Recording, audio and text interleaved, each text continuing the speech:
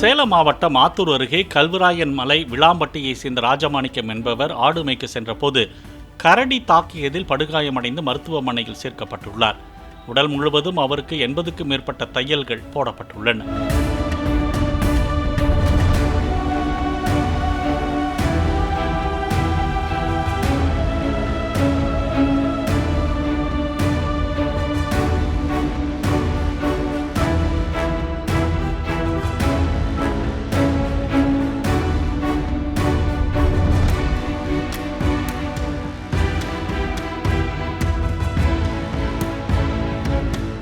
Play store மற்றும் app ஸ்டோரில் இருந்து பாலிமர் செயலியை QR கோடு மூலம் பதிவிறக்கம் செய்யுங்கள். செய்திகளை உடனுக்குடன் பெறுங்கள்.